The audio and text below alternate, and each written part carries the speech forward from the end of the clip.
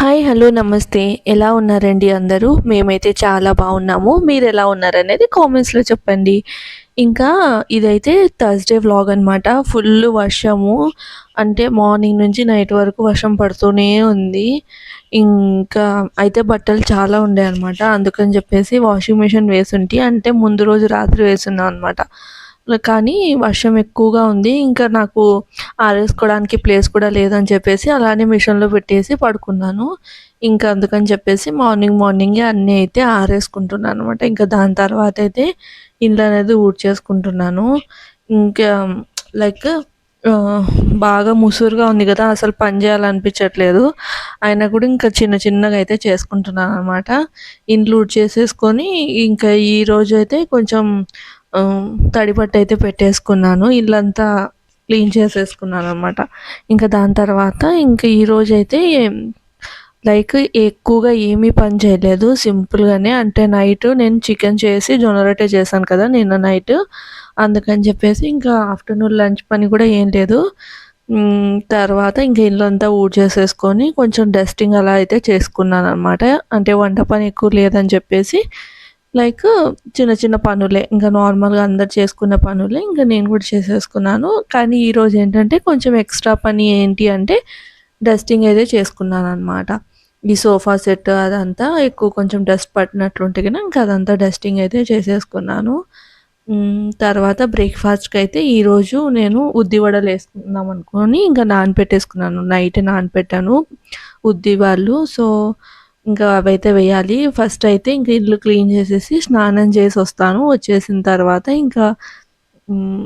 బ్రేక్‌ఫాస్ట్‌కైతే prepare చేస్తాను. ఈరోజైతే బ్రేక్‌ఫాస్ట్‌కి ఉద్ది వడ, ఇంకా చట్నీ అంతే. ఇంకా నేను ఇక్కడైతే హీటర్ పెట్టేసుకున్నా అంటే స్నానానికని చెప్పేసి.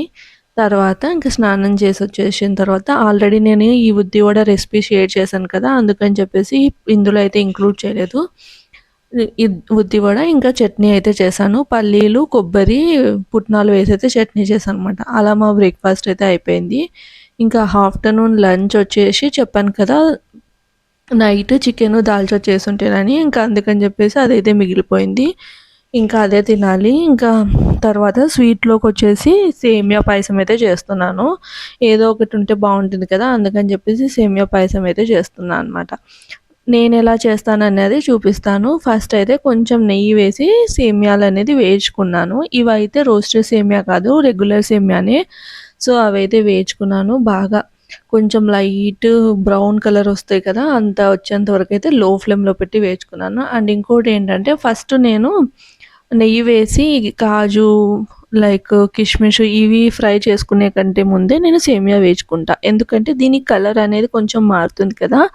సో, అది అలానే ప్యాన్‌కి స్టిక్కే ఉంటుంది. అండ్ ద థింగ్ ఏంటంటే ఇంకొకటి సేమియాలు లైక్ ప్యాన్‌లో అలానే కొన్ని ఉంటే మాత్రం మనకి సేమియా పాయసానికి కొంచెం కలర్ అనేది బాగొస్తుంది. అందుకని జెప్పేసి ఫస్ట్ సేమియా వేయించుకుంటా. అంటే ఎప్పుడు ఇలానే చేయను. ఒక్కొక్కసారి ఒక్కోలాగా చేసుకుంటాననమాట.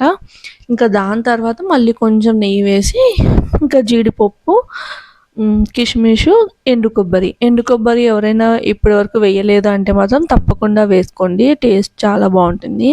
అంటే పాతకాలంలో జీడిపప్పు, ఇంకా కిష్మిషు ఇవంటే చాలా కాస్ట్‌లీ కాబట్టి అప్పుడు ఎక్కువ ఇంకా జీడిపప్పు వేసుకున్న వాళ్ళు అంటే కొంచెం ఉన్నవాళ్ళే అనుకునేవాళ్ళు. ఆ టైంలో అంటే జీడిపప్పుకి రీప్లేస్‌మెంట్‌గా కొబ్బరి ఎక్కువగా వేసేవాళ్ళు కదా! సో, అందుకని జెప్పేసి నాకు కొబ్బరి వేస్తే కొంచెం బాగా అనిపిస్తుంది. అందుకని చెప్పేసి ఈరోజైతే స్లైసెస్‌గా చేసేసి వేసేసాననమాట. టేస్ట్ అయితే చాలా బావుంటుంది పాయసంకి. ఒక్క 5 మినిట్స్ ఫ్రై చేసేసిన తర్వాత ఇంకా అన్నీ మనం పక్కకు తీసేసుకోవడమే. చూసారా సేమియాలు మళ్ళీ కొంచెం కలర్ ఎక్కువ అంటే మనం లో ఫ్లేమ్ మీదే వేయించుకుంటుంటాం. కానీ పెట్టాం అలానే గిన్నెలో ఉంది కాబట్టి మనకైతే సేమియాల కలర్ అనేది చేంజ్ అవుతుంది. ఇంక పక్కగా నేనైతే పాలనేది వేడి చేసుకున్నాను అనమాట. ఇంకా వేడి చేసేసుకొని ఆ వేడి చేసుకున్న పాలనేటివి ఇందులో వేసేసాను. వేసేసి మళ్ళీ ఒక బాయిల్ వస్తుంది కదా పాలల్లో, ఆ బాయిల్ వచ్చేంత వరకైతే మరిగనిచ్చుకుంటాననమాట.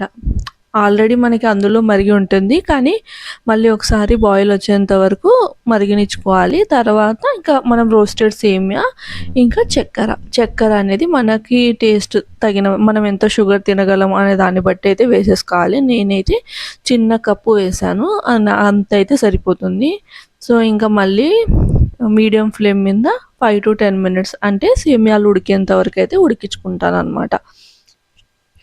ఉడికిన తర్వాత కూడా నేనైతే 5 మినిట్స్ లో ఫ్లేమ్లో పెట్టి అలానే పెడతాను. అప్పుడు క్రీమ్ అనేది ఫామ్ అవుతుంది. లైక్ పాలల్లో క్రీమ్ అనేది ఫామ్ అవుతుంది అనమాట. టేస్ట్ చాలా బాగుంటుంది. అంటే మనం మిల్క్ మేడ్ ఇవన్నీ ఏం వేయకున్నా కూడా టేస్ట్ అనేది అలా క్రీమీ టెక్స్చర్తో ఉంటుంది. సో అది ఇంకా దాని తర్వాత మనం వేయించి పెట్టుకున్న ఈ జీడిపప్పు, కొబ్బరి, ఇంకా కిష్మిష్ అన్నీ వేసేసుకోవాలి. తర్వాత లాస్ట్లో ఇలాచీ పౌడర్ వేసేసి దించేసుకోవడమే. ఇలాచీ పౌడర్ లాస్ట్లోనే వేసుకోవాలి. మధ్యలో వేసుకుంటే కొంచెం లైక్ చేదులాగా అనిపిస్తుంది అనమాట. ఇంకా దాని తర్వాత లంచ్లోకి నా కోసం అయితే మిర్చి బజ్జీ వేసుకున్నాను. నదీమ్ కూడా 2 ఇచ్చాను అనమాట. సో ఇంకా ఇక్కడితో వ్లాగ్ అయితే ఎండ్ చేస్తున్నాను. వ్లాగ్ నచ్చితే తప్పకుండా లైక్ చేసి షేర్ చేయండి.